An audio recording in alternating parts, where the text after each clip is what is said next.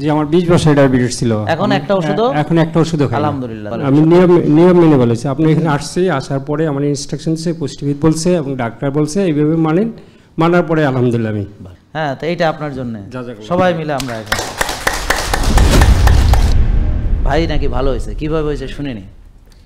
আপনি কি আজকে প্রথম আসছেন এখানে? আমি তৃতীয়বার। তাহলে আপনি আমাকে দেখাইছেন? জি আপনাকে এইবার দেখাবে বলছে। না না মানে সেটা না, এখানে দেখাইছি আমি। একটা প্রশ্ন করলে আরেকটা উত্তর দেয়। আমি বললাম যে আমাকে এখন পর্যন্ত দেখাইছে কিনা, বুঝেন নাই? আপনারা প্রশ্নটা বুঝছেন সবাই? জি না কে কে বুঝে নাই দেখেন তো প্রশ্ন কি করছি। তাহলে উত্তরটা কি বলেন এখন? দেখাইছেন আমাকে? না আপনাকে দেখাইনি। এইটাই তো জিজ্ঞেস করছি। তা আপনি একটা যেটা জিজ্ঞেস করে এটার উত্তর দিলেই তো শেষ। কবে দেখাবেন এখনো তো পারবেন কিনা শিওর না। আজকে হয়তো হইতে পারে, এখনো তো বাইসে থাকলে আমরা দুইজন হয়তো দেখা হইতে পারে নাকি? জি হয়তো। এখন না গতবার যখন আসছিলাম তখন বলছি পরবর্তীতে আপনাকে। আমি একটা জিনিস বুঝি না, একটা লোককে একটা প্রশ্ন জিজ্ঞেস করলে সে আরেকটা উত্তর দেয়, এটার কারণটা আমি জানি না। যাক, তো উত্তর হলো দেখা হয়নি আমাদের। এটা খুব গুরুত্বপূর্ণ একটা পয়েন্ট। গুরুত্বপূর্ণ পয়েন্ট এই কারণে যে আজকে অনেকে আসছে আমারই দেখাইতে হবে, ঠিক না বাবা? আপনি আমারে না দেখায় যাবেন এখান থেকে? আমাকেই দেখাইতে আসছে মানে ওনার ধারণা আমারে দেখাইলে ভালো হবে। তা আমার তো দেখছেন তো ভালো হয়েছেন, মানে আপনার ধারণা আমার রুমে 2 মিনিট থাকলে ভালো হয়ে যাবে, 2 মিনিট কথা বলবো আপনার সাথে, ভালো হয়ে যাবে, শেষ। আর আমার 2200 ভিডিও আছে ইউটিউবে, একটাও দেখে নেই। মানে আপনি ভালো হবেন হচ্ছে, আচ্ছা ভাই আপনি বলেন যে আপনি যে ভালো হয়েছেন আমারে দেখায় ভালো হয়েছেন নাকি নিয়ম মেনে ভালো? আমি নিয়ম মেনে বলেছি। আপনি এখানে আসছে, আসার পরে আমার ইনস্ট্রাকশন সে পুষ্টিবিদ বলছে এবং ডাক্তার বলছে এইভাবে মানার পরে আলহামদুলিল্লাহ আমি মোটামুটি সুস্থ হয়েছি। তাহলে আপনার ব্যায়াম কে করে দিয়েছে, ডাক্তার আর পুষ্টিবিদ? না আমি নিজে জিমের ট্রেনার। আমি নিজে করছি। হ্যাঁ দেখছেন নিজেটা। তা আপনি ডাক্তারের তো ভিজিট দেন নাই? জি না। তাহলে ঠিক আছে। আর পুষ্টিবিদরেও তো টাকা দেন নাই? না, কারো টাকা দেন। আর যে জিম শিখাইছে ওরে দিছেন? জি না। আচ্ছা তাহলে ঠিক আছে। কারণ কি ওর ব্যায়াম ও করবে, তা ওরা কেন টাকা নেবে, তাই না? বুঝেন নাই কথা? এখন ডাক্তার টাকা নেয় কেন, ভিজিট নেয় কেন? কারণ আপনার চিকিৎসা ডাক্তার করে বলে সে ভিজিট নেয়, ঠিক আছে না? রুগী হয়েছেন আপনি, এখন চিকিৎসা করবে ডাক্তার, তাকে টাকা দেবেন আর আপনি ভালো হয়ে যাবেন। যেমন আপনারা অলরেডি ভালো হয়ে গেছেন। তা আপনার কি সমস্যা ছিল ভাইয়া? আপনার বয়স কত? আমার 56। নাম কি বলছেন? জয়নাল আবেদিন। কি করেন? আমি ভাই রিটায়ার্ড এখন।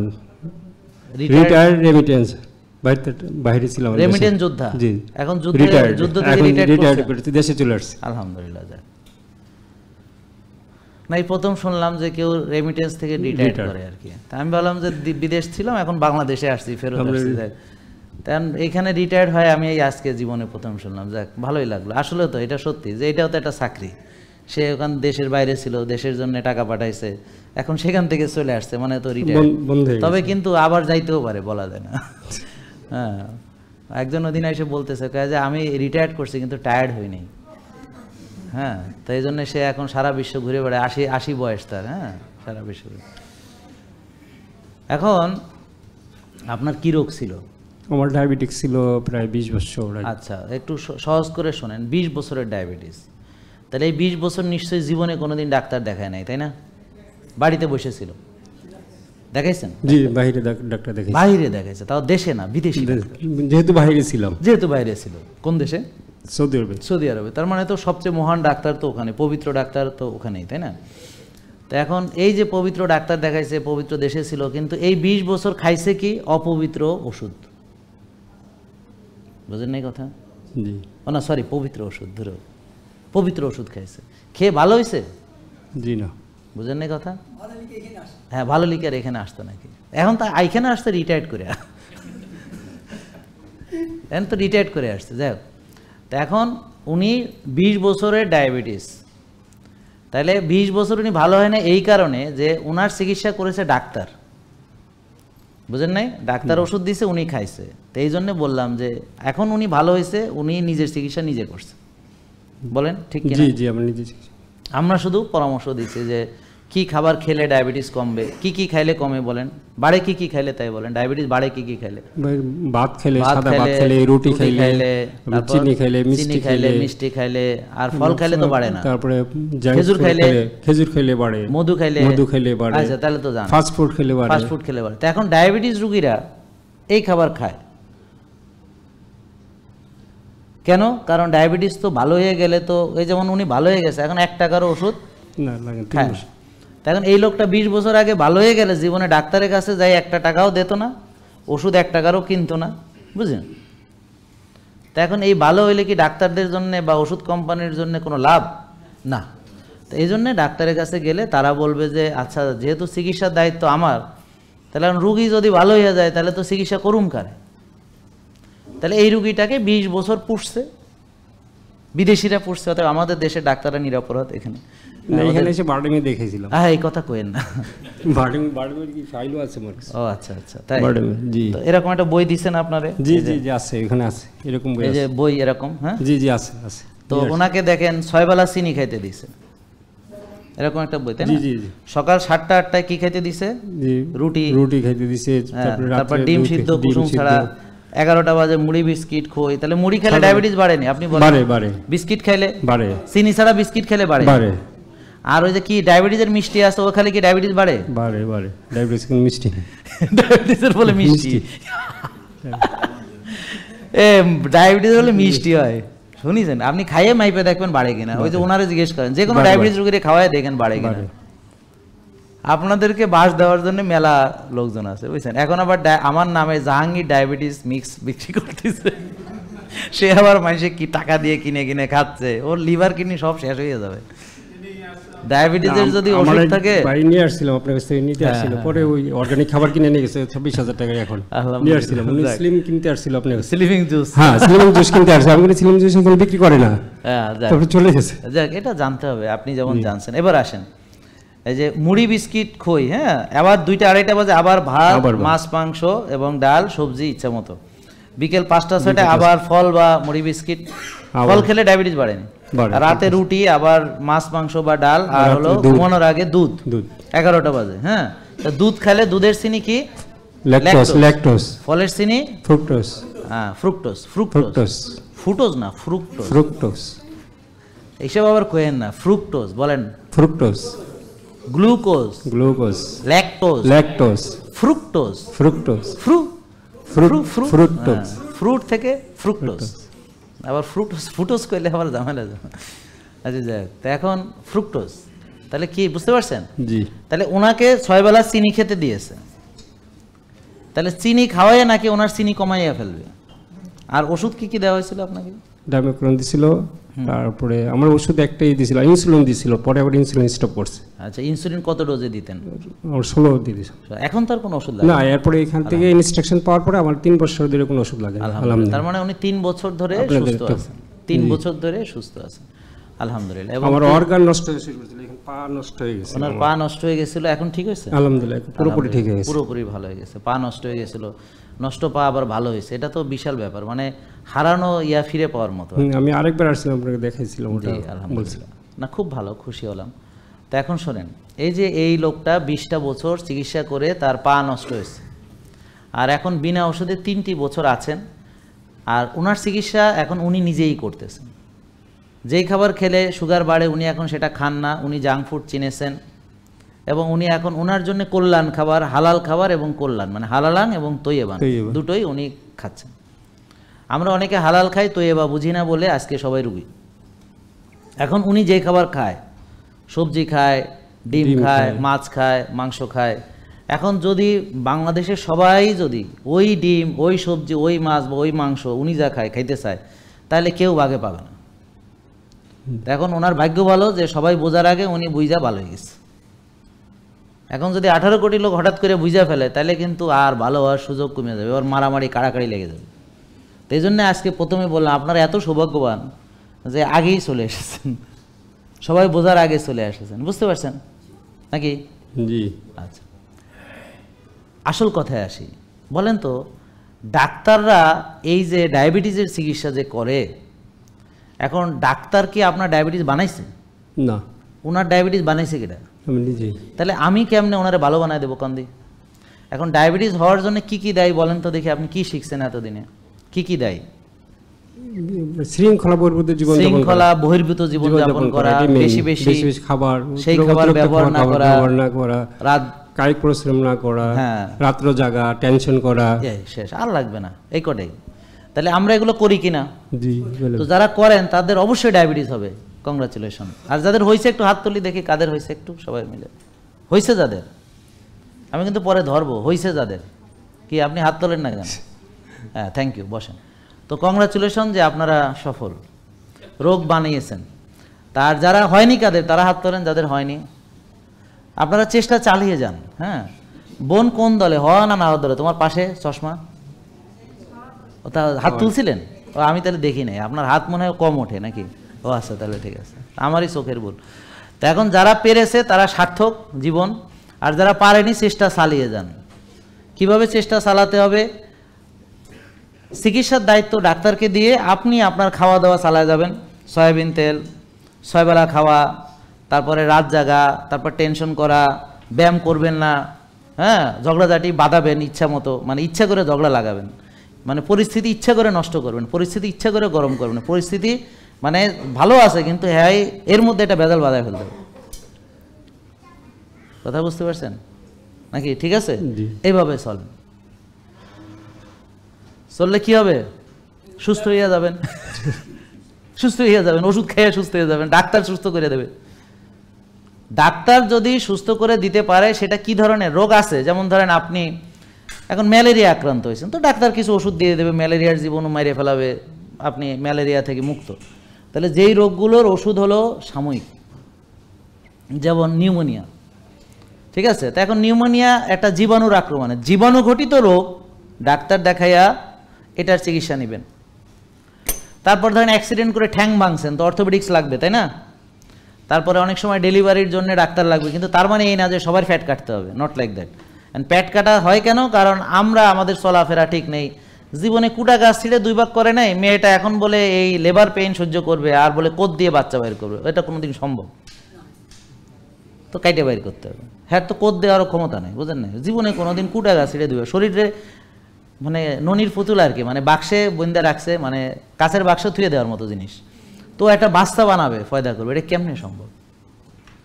আগে গ্রামে কয়টা সিজার হইতো? আমি যখন ছোটবেলায় তো জীবনে সিজারই ছিল না, একটাও সিজার ছিল না, ঠিক আছে?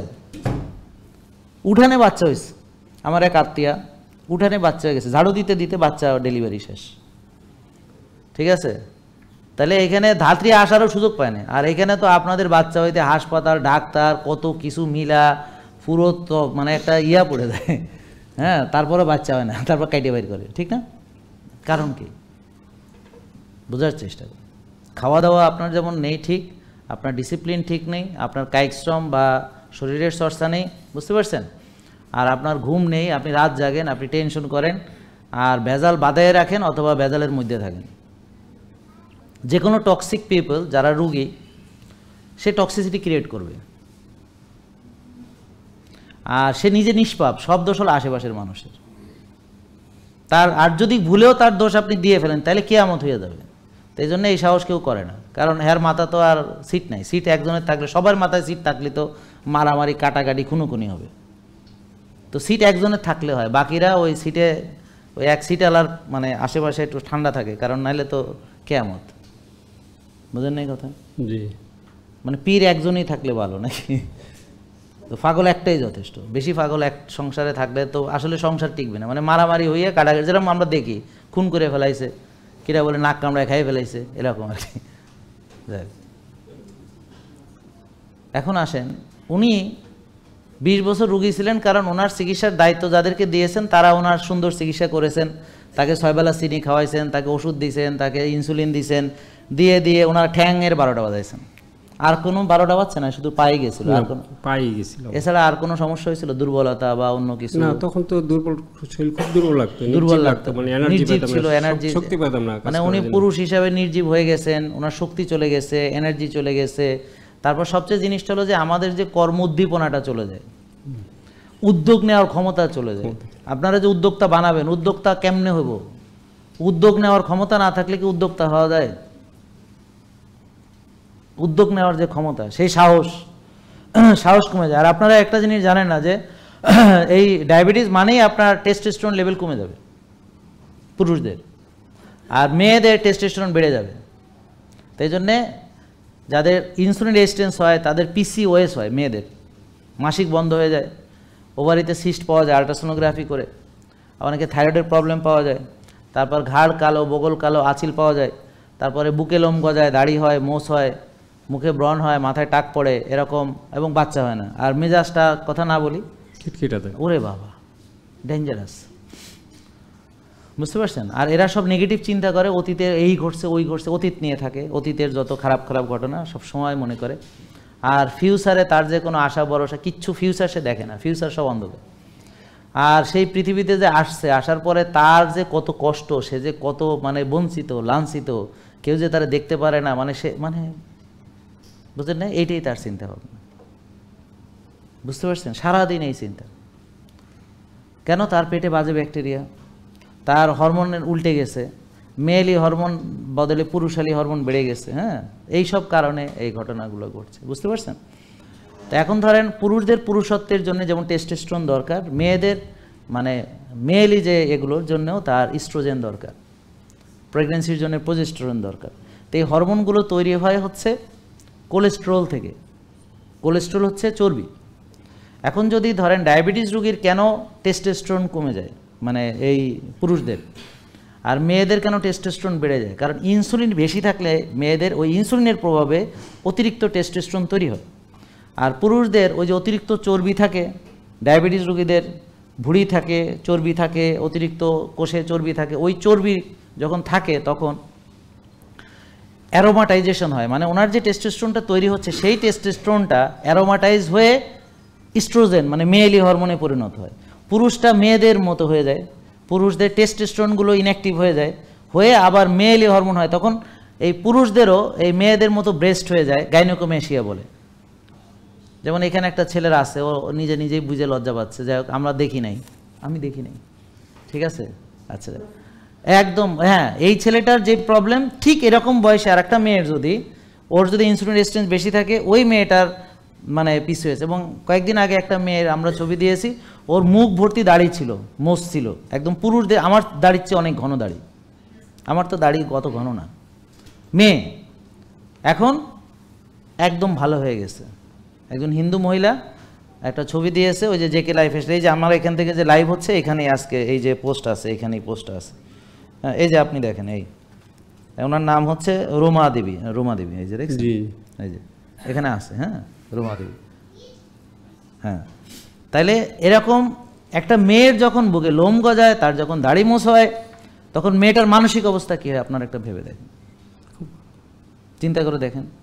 এখন ওই যে ওনার যে শক্তি কমে গেছিল, কারণ উনি 20 বছর ওষুধ খেয়ে কী হয়েছে, ওষুধ একটা ক্ষতি করেছে আর অনিয়ম একটা ক্ষতি করেছে, উনি শক্তি চর্চা করেননি, একটা ক্ষতি হয়েছে, যার ফলে ওনার শক্তি আস্তে আস্তে চলে গেছে। কারণ ডায়াবেটিস রুগীদের শক্তি কমে যাবেই যাবে, কারণ ডায়াবেটিস রুগীদের যে এনার্জি প্রোডাকশন ক্ষমতা বা শক্তি তৈরির যে ক্ষমতা, সেটা নষ্ট হয়ে যায়। কেমন? যেমন ধরেন আমাদের শরীরে যে শক্তি তৈরি হয়, সেই শক্তি তৈরি হওয়ার জন্যে আমরা যে গ্লুকোজ যে মেটাবলিজম করি, অর্থাৎ আমরা যে ভাত খাই, রুটি খাই, ফল বা দুধ খাই, এইটা দিয়ে রক্তে চিনি আসে গ্লুকোজ, এই গ্লুকোজটা কোষের ভিতরে প্রবেশ করে, ইনসুলিন এই রক্তের চিনিকে কোষে ঢুকায়, আপনারা বুঝতে পারতেছেন? ইনসুলিন এখন এই কোষে ঢোকার পরে সে এটিপি বা শক্তি তৈরি করে, সেই শক্তি দিয়ে আপনি চলতে পারেন। কিন্তু ডায়াবেটিস রোগীদের ইনসুলিন রেজিস্ট্যান্স থাকে বিধায়, কোষে জায়গা থাকে না বিধায়, চিনিটা ওই কোষে ঢুকতে পারে না বিধায় রক্তের চিনি বেড়ে যায়, বেড়ে যায় বলেই তাকে ডায়াবেটিস বলে। ডায়াবেটিস মানে রক্তের চিনি বেড়ে যাওয়া। এবার বুঝতে পারছেন? এখন চিনি তার রক্তে আছে, কোষে ঢুকতে পারছে না, কারণ কোষে ওভারলোড, তাহলে চিনি সে ব্যবহার করে শক্তি তৈরি করতে সে পারতেছে না। আবার সে যে ফ্যাট বার্ন করবে, যে তার তো অনেক ওজন আছে, অনেক ওই যে ভাইয়ের যেমন অনেক ওজন আছে, এখন তার শরীরে অনেক চর্বি জমা আছে, এখন ফ্যাটটা যে সে বার্ন করবে, সেই ফ্যাটটাও সে বার্ন করতে পারে না, কারণ ইনসুলিন বেশি থাকলে চর্বি গলতে দিবে না, চর্বি ব্যবহার করতে দিবে না, চর্বি থেকে এনার্জি প্রোডাকশন করতে দিবে না। তাহলে আমরা চলার জন্য ধরেন আমরা হলো হাইব্রিডের মতো, আমাদের যেমন আমরা একটা গাড়ি ধরেন ইলেকট্রিকে চলে, আবার ব্যাটারিতে চলে, তেলে চলে, ঠিক আছে, আমরা হলাম ধরেন ফ্যাট দিয়ে চলতে পারি, কিটোন দিয়ে চলতে পারি, গ্লুকোজ দিয়ে চলতে পারি, 3টা ফুয়েল দিয়ে আমরা চলতে পারি। তাহলে ফ্যাট বার্ন করে চলা যায়, আবার কিটোন বডি দিয়ে আমরা চলতে পারি, আবার আমরা গ্লুকোজ দিয়ে চলতে পারি, 3 ধরনের ফুয়েল আমাদের কাছে আছে। তো এখন গ্লুকোজ ব্যবহার হতে পারে না, কোষে ঢুকতে পারে না বিধায় ডায়াবেটিস রোগী, তাহলে এই গ্লুকোজ যে বার্ন করবে, পারতেছে না, বরং গ্লুকোজ রক্তে বেড়ে আরও বিপদে পড়তেছে। ওই অতিরিক্ত চিনিযুক্ত রক্ত যেখানে যেখানে যাচ্ছে তার সমস্যা করতেছে। যেমন ধরেন ব্রেনে গিয়ে ব্রেন ইনফ্লামেশন করতেছে, তারপর রুগীর ভুলে যাওয়ার প্রবণতা হচ্ছে, মনে থাকে না, ভুলে যান, মনে থাকে না, মানে একটা জিনিস চিন্তা করতে গেলে মাথার চান্দি গরম হয়ে যায়। হঠাৎ একটা স্ট্রেসে পড়লে বুক ধরফরানি, কলজা কাঁপানি, মানে সে স্ট্রেস কোপ করতে পারছে না, স্ট্রেসটা নিতে পারতেছে না। এটা বুঝতে পারছেন?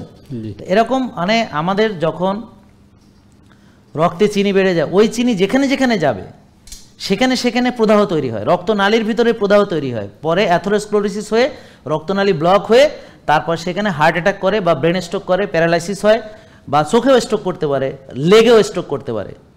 এবং ওনার যেমন পায়ের সমস্যা হওয়ার অনেকগুলো কারণের ভিতরে একটি কারণ হচ্ছে অতিরিক্ত চর্বিযুক্ত যে মানে অতিরিক্ত যে চিনিযুক্ত রক্ত সেগুলো গেছে। তার পা এখন ভালো হয়ে গেছে আলহামদুলিল্লাহ, কিন্তু এই পাটা আগে তার কি ছিল? খুব খারাপ ছিল, খারাপ অবস্থা ছিল। কারণ ওখানে পুষ্টি পৌঁছাতে পারেনি। আমার কথা বুঝতে পারছেন? কারণ ওখানে পুষ্টি পৌঁছাতে পারেনি, কারণ ওখানে আপনার নিউট্রিশন যেতে পারেনি। তারপর হচ্ছে যে ওখানে কি হয়নি, ওই রক্ত যেটা চিনিযুক্ত রক্ত যে গেছে সেটা একটা ক্ষতি করছে, আবার পুষ্টি যে যাবে, আবার রক্ত নালীগুলো যে ক্ষতি হয়েছে সেই কারণে সঠিকভাবে পুষ্টি যায়নি। এরকম অনেক রকম ক্ষতি হয়েছে। হওয়ার ফলে হয়তো নার্ভ ড্যামেজ হয়েছে, কারো তো আবার আঙ্গুল কেটে ফেলতে হয়, কিন্তু আল্লাহর রহমত যে ওনার আঙ্গুলটা বেঁচে গেছে, পাটা বেঁচে গেছে, পাটা কেটে ফেলতে হয়নি। কিন্তু অনেকে আছে পাটা কেটে ফেলেছে। আমাদের কাছে একজন মহিলা আসে, ওর হুইল চেয়ারে আসে, ওর একটা পা কাটা। আর ওই যে আমার বোন এখানে বসে আছেন, ওনার পাটা 3 মাস উনি সিএমএসে ভর্তি ছিলেন, পাটা কেটে ফেলানোর কথা ছিল। আলহামদুলিল্লাহ এখন এই পা দিয়ে উনি জিম করেন। উনি 24,000 টাকার মাসে ওষুধ খেতেন, আলহামদুলিল্লাহ ওনার 1 টাকার ওষুধ লাগে না। উনি 25 বছর ওষুধ খেয়েছেন ডায়াবেটিসের জন্য, ইনসুলিন নিয়েছেন অনেক, কিন্তু এই বোন এখন আলহামদুলিল্লাহ একদম সুস্থ, 1 টাকার ওষুধ লাগে না। এখানে জিম করেন, এই যে প্রতিদিনই প্রায় সেশনে আসেন, এই যে ওনার পা দিয়ে হাঁটেন, কি সুন্দর হাসেন। আগে হাসতে ভুলে গেছিল, কিছু মনে থাকতো না, 10টা কথা বললে একটা বুঝতেন না, ব্রেন কাজ করতো না। আমারই ওনারে বুঝাইতে অনেক কষ্ট হয়ে গেছে, তারপর উনি বুঝতে পারেনি। কিন্তু আলহামদুলিল্লাহ এখন উনি এখন নোট করছেন, শার্প হয়ে গেছেন, উনি সব শিখছেন। ওনাকে যে কোনো প্রশ্ন করলে ঠাস করে উত্তর দিয়ে দিবে, মানে ব্রেন তার ঠিক হয়ে গেছে। কেন ঠিক হয়েছে? কারণ তার রক্ত পরিশোধিত হয়ে গেছে, রক্তের চিনি নর্মাল, ইনসুলিন নর্মাল, প্রদাহ কমে গেছে, কোষ ডিটক্সিফাই হয়ে গেছে। এখন সে আবার পরিচ্ছন্ন, সব কিছু তার এনার্জি সব ফেরত এসেছে। এখন তার কোষে চিনিও ঢুকতে পারে, এখন চাইলে সে না খেয়ে ফ্যাট বার্ন করতে পারে, এখন চাইলে সে কিটোন বডি দিয়ে চলতে পারে। তার আমার যেমন বডিতে 3টা ফিউল দিয়েই আমি চলতে পারি। আমি খাবার খেলে সেখানে যদি গ্লুকোজ জাতীয় খাবার খাই, সেখান থেকে আমি গ্লুকোজ বার্ন করতে পারি। আবার আমি যদি ধরেন চাই না খেয়ে থেকে ফ্যাট বার্ন করতে পারি, ট্রাইগ্লিসারাইড। আবার আমি যদি চাই দীর্ঘক্ষণ না খেয়ে থেকে কিটোন বডি দিয়ে আমি চলতে পারি। ব্রেন দুটো ফিউল ব্যবহার করতে পারে, গ্লুকোজ এবং কিটোন বডি। ফ্যাট ব্রেন ব্যবহার করতে পারে না। আর মাসেল ব্যবহার করতে পারে গ্লুকোজ, ফ্যাটি অ্যাসিড এবং কিটোন। কিন্তু ফ্রুক্টোজ কেউ ব্যবহার করতে পারে না, শুধু লিভার। এবার বোঝার চেষ্টা করেন, তাহলে চিনিগুলো কি কি এটা আমাদের বুঝতে হবে। এখন ডায়াবেটিস রোগী এনার্জি পায় না কেন? আচ্ছা ধরেন একটা লোকের যদি জাতীয় গ্রিডে এনার্জি না থাকে, সে কি ধরেন একজন পুরুষ যে তার পুরুষত্ব সেটা থাকবে? থাকবে না। তার মানে ধরেন জাতীয় গ্রিডে যদি মানে ইলেকট্রিসিটি না থাকে, আপনার ঘরে ইলেকট্রিসিটি থাকবে না। অনেকে এটা বুঝে না, অনেকে বলে যে আমার বিশেষ জায়গায় অনেক শক্তি দরকার। তো বিশেষ জায়গায় শক্তি তোমার হবে কেমনে? তোমার যদি জাতীয় শক্তি না থাকে, মানে তোমার সারা শরীরে শক্তি নেই, একটা বিশেষ জায়গায় শক্তিকে আর এক জায়গা থেকে আইনা কি দেওয়া যাবে নাকি? এটা অনেকে বুঝে না। এখন কেন ওখানে শক্তি নেই, জাতীয় গ্রিডে শক্তি নেই, মানে এখন আপনার যদি টোটালি আপনি দুর্বল হন, মানে আপনার এনার্জিই নাই, তাহলে আপনার কোথাও এনার্জি থাকবে না। এছাড়া ওই যে পুরুষাঙ্গের যে রক্তনালী সেটাও ব্লক হয়, ওখানে অ্যাথেরোস্ক্লেরোসিস হয়, সেখানে এর ফলে ওই জায়গাটা আর কাজ করে না, ওখানে রক্ত পৌঁছাতে পারে না। তা এছাড়াও আরও অনেক রকম প্রবলেম, কমপ্লিকেশনস দেখা যায়। কীরকম? যেমন ডায়াবেটিক রেটিনোপ্যাথি, মানে রেটিনাল ডিটাচমেন্টও হয়ে যায়, অন্ধ হয়ে যায় ডায়াবেটিস রোগী, চোখ অন্ধ হয়ে যায়। তারপরে একটু আগে বললাম যে পা কেটে ফেলতে হয়, আঙুল কেটে ফেলতে হয়, নার্ভ ড্যামেজ হয়, নিউরোপ্যাথি হয়, নেফ্রোপ্যাথি হয়, কিডনি ট্রান্সপ্লান্ট লাগে, ডায়ালাইসিস করতে করতে করতে করতে এরপর ট্রান্সপ্লান্ট লাগে। এরপর লিভার, ওই যে বললাম ফ্যাটি লিভার গ্রেড 1, 2, 3, 4, এরপর লিভার সিরোসিস। এভাবে ডায়াবেটিসের চিকিৎসা করতে করতে সে আরও অনেক রকম প্রবলেম ফেস করে।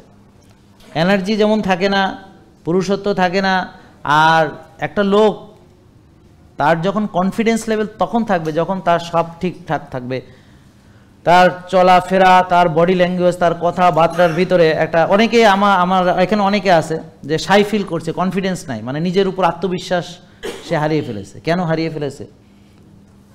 যেমন আপনি বলেন যে আপনি যখন রুগী ছিলেন তখন কেমন লাগতো, এরপরে আপনার আত্মবিশ্বাসটা কিভাবে ফেরত পেল? এটা আসলে যখন আমি বিদেশে ছিলাম, বাইরে ছিলাম, হ্যাঁ দেশেতে আসার পরে আমার এফেক্টটা বেশি পড়ছে। করোনার পরে যখন বাসা বসে দেখতাম, তখন আমার শরীর খুব দুর্বল লাগতো, আমি চলাফেরা করতে পারতাম না, এনার্জি পেতাম না, হাঁটতে চলতে দুর্বল লাগতো। যখন এখানে আসলাম আমি ইয়াতে যেতাম, বারডেমে যেতাম, যখন ইনসুলিন নিতাম তখন একটু ভালো লাগতো ইনসুলিন নেওয়ার পরে, কিন্তু কিছুক্ষণ পরে আবার খারাপ লাগতো, শরীর মাথা ঝিমঝিম করতো। যখন আপনার এখানে লাইফস্টাইল ফলো করলাম তখন সব আমার রিভাইজ হওয়া শুরু করলো আস্তে আস্তে। ওখানে যেখানে কাটছে না একটু ছোট্ট গোটা ছিল, আস্তে আস্তে আস্তে বাড়তেছিল, লোক লাগাইলেও বাড়তেছিল। এখানে আসার পরে যখন আমি অর্গানিক খাবার গিয়ে ধরলাম আর এক্সারসাইজ শুরু করলাম, ডিসিপ্লিনটা মেনে চললাম, তখন আমার আস্তে আস্তে আস্তে শরীর এনার্জি আবার ফিরে আসলো, আবার শক্তি পেলাম, আবার উদ্যম, আবার কাজ করতে পারি, দৌড়াতে পারি, আবার এই জিম করতে পারি। ওনার 20 বছরের ডায়াবেটিস তো ভালো হলো, পাশাপাশি উনি এখন আবার মনে হচ্ছে নতুন করে তারুণ্য ফেরত পেয়েছেন। তার মানে আল্লাহ তাআলা রহমানুর রাহিম, যে আমরা চাইলে আমাদেরকে পরিবর্তন করতে পারি, আমরা চাইলে আমাদেরকে রিভার্স করতে পারি। কিভাবে রিভার্স করব? যেভাবে রোগটা শুরু হয়েছিল। তাহলে ডায়াবেটিস হওয়ার মূল কারণগুলো কি কি? আমরা অতিরিক্ত খাদ্য গ্রহণ করি, প্রসেসড ফুড খাই, আল্ট্রা প্রসেসড ফুড খাই, যতটুকু খাই সেটা ব্যবহার করি না, বার্ন করি না, অনেক সময় ডুবো তেলে ভাজা খাই, অনেক সময় ক্রিসপি ক্রাঞ্চি ফ্রেঞ্চ ফ্রাই আরও ইত্যাদি খাই, কোল্ড ড্রিঙ্কস খাই, আরও অনেক রকম খাই।